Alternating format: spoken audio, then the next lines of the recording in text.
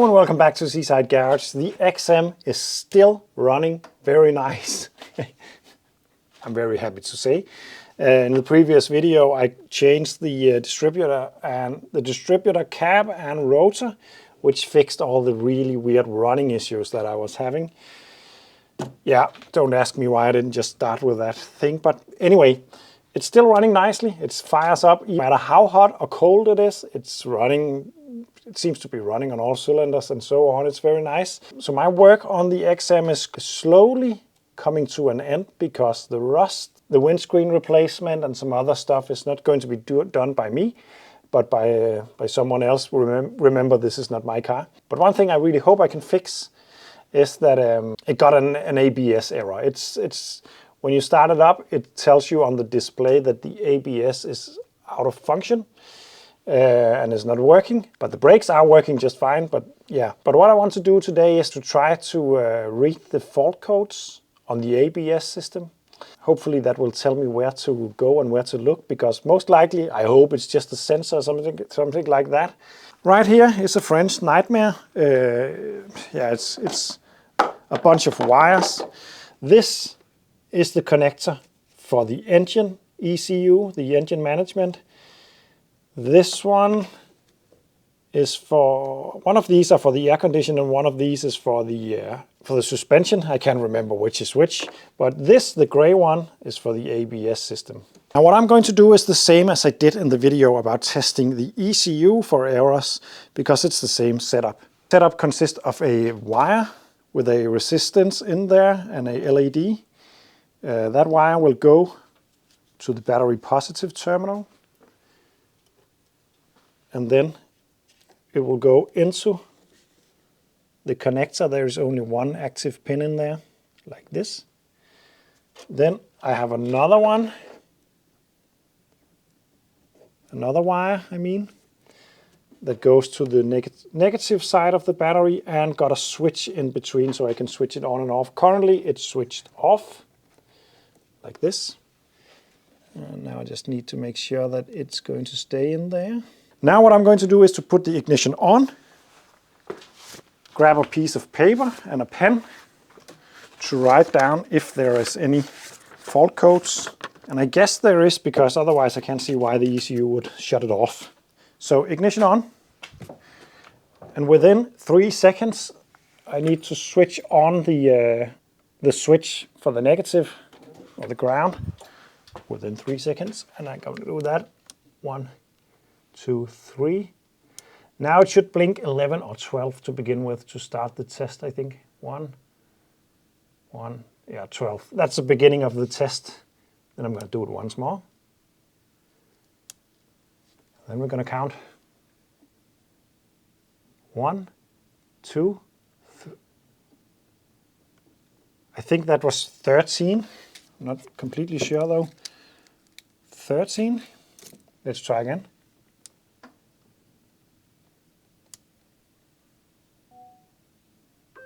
1, 2, 1, 2. That's 22, 24. That was 25, 32, 33, 43, 44, 45, 51.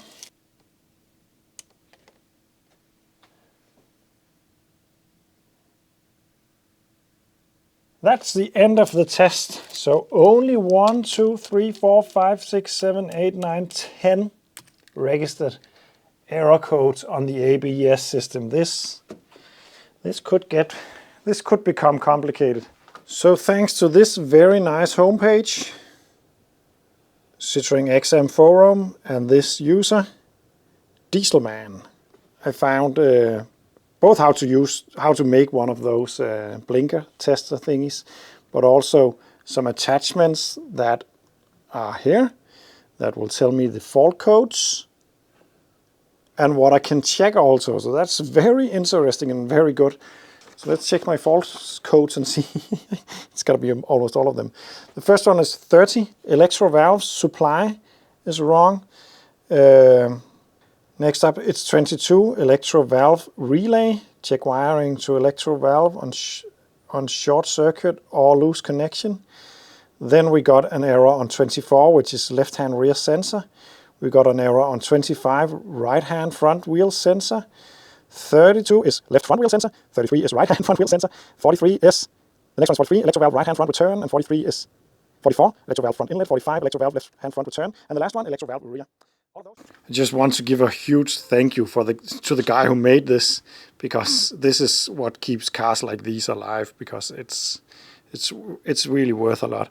I'm going to start with the first error that I got, number 13, electro valve supply. It asks me to check the resistance between some pins. That, as far as I know, that is the connectors down here. It's very hard to get there, so I'm going to remove some stuff just to make it easier to film and measure. So be back in a bit. So I removed quite a bit of stuff for easier access. It's definitely possible to do without, but it will be impossible to film, and it will be very difficult also. So now I am at this relay box down here that controls the electro valves down there. So what I have done is I have removed both of the connectors, because we are going to measure between pin 5 on the 5-pin connector, and then 1, 2, 3, 4, 5 on the 7-pin connector down here. And we're going to measure the ohm count between the top one and then the bottom few, and then the bottom row down there, as according to the to the check sheet that I got. I'm going to start with number 5, 2.4. That's all right. Then let's take the next one. That's also okay. It's also all right. That's also okay. Also all right. Oh! Or maybe it is. The last one is showing 11.5 ohm. That is way too much. That gotta be the issue. So I better remove this box and see if we can do something about that.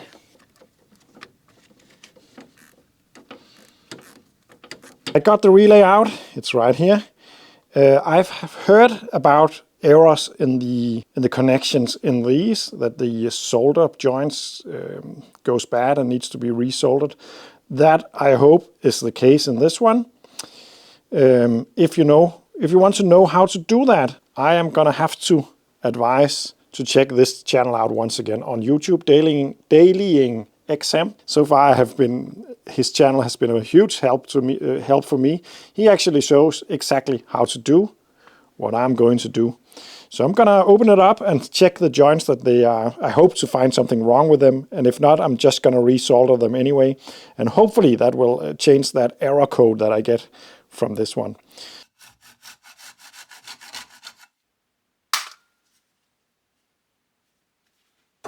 There we go. This is the part that I hope to find something wrong with, that I can fix. So I have been trying to see if I can see what the error is. If there is an error, it could be just broken everything, but what I do see is this solder right there. Just going to try to zoom in on that. One in the left corner, low, right there. It's cracked. The soldering is cracked around that post right there. It's not on the other ones. I don't know if that is a problem, but I think it is. So let's give that broken one a resolder.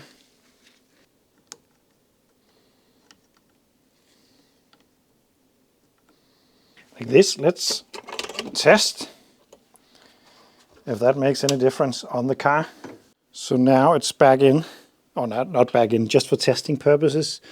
I've connected one side to the pin number 5 on the 5-pin connector, and then I can measure on the 7-pin connector, and I want to see between 2 and 4 ohms on all of them before number 1 was not showing the correct figure.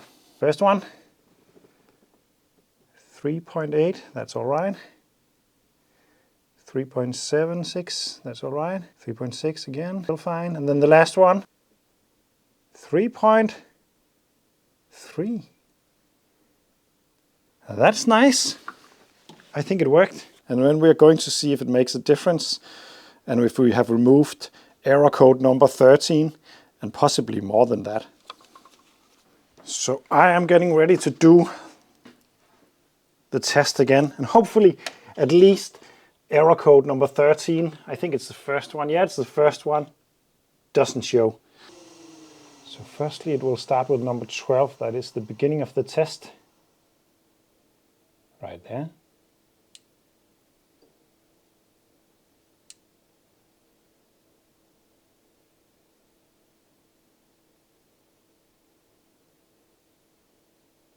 That's number 13, that's the same error as before. So it's not, oh, was that actually? Maybe I got that wrong, but we got the 13 once again. That's not good. Yeah, it's doing exactly the same, unfortunately.